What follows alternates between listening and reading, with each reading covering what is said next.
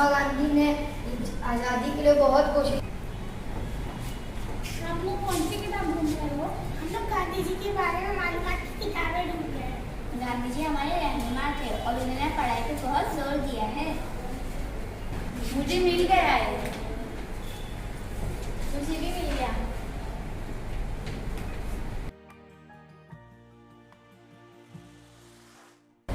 हम सब दोस्तों स्कूल से जा रहे थे तो हमने देखा एक बूढ़ा आदमी अपाहिज था, वो रिक्शा रुका रहा था और रिक्शा रुकने नहीं थे, तो हम सब दोस्तों ने उस पर रहम खा के उसको रिक्शा रुका कर दिया और उसकी मदद की।